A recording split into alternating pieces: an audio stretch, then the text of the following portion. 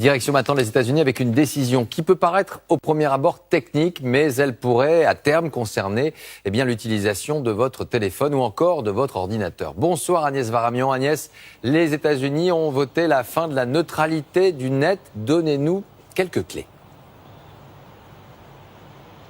Oui, Donald Trump bouleverse un principe fondateur de l'Internet. Jusque-là, sur le net, tous les contenus étaient traités à égalité. Que ce soit le site d'un très grand réseau social ou celui d'une toute petite association de quartier, sur votre ordinateur, vous aviez accès à ces contenus de la même façon. La fin de la neutralité du net, cela veut dire que certains sites pourront être privilégiés par rapport à d'autres. Alors Donald Trump le fait au nom de la dérégulation. Il ne veut plus de loi, pas de règles, en tous les cas le moins possible dans ce domaine comme dans d'autres. Et vous savez, le débat ici dure depuis à peu près 10 ans et Donald Trump est poussé par les grands opérateurs, l'équivalent de Orange ou de Free en France, qui seraient les premiers à bénéficier financièrement de cette libéralisation d'Internet. Merci Agnès. Alors on va voir justement pour aller un peu plus loin tout cela, quelles seraient les conséquences pour nous. Bonsoir Gianne Benzina. Merci Gianne. D'abord, qu'est-ce que c'est cette neutralité du net ?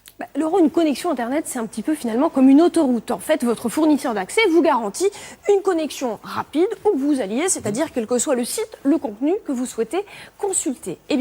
Désormais, aux États-Unis, les fournisseurs pourront moduler la vitesse de ce débit Internet à leur guise. En clair, tout le monde n'aura pas la même voie. Par exemple, si votre opérateur a un partenariat économique avec le site Facebook, vous aurez pour y accéder la voie rapide. Mais si vous voulez consulter son concurrent Twitter, là, vous aurez le débit réduit à moins de payer un supplément. Alors justement, quels sont les risques que pourrait entraîner cette décision ? Le premier risque, on le voit, c'est un Internet à deux vitesses. Seuls les particuliers ou les entreprises les plus riches pourraient se payer une connexion de qualité. L'autre risque, c'est que les fournisseurs bloquent certains services leur faisant concurrence. Par exemple, la vidéo à la demande, la téléphonie par Internet ou alors les moteurs de recherche. Alors c'est une décision pour le moment américaine. Est-ce qu'elle pourrait nous concerner, nous Européens ?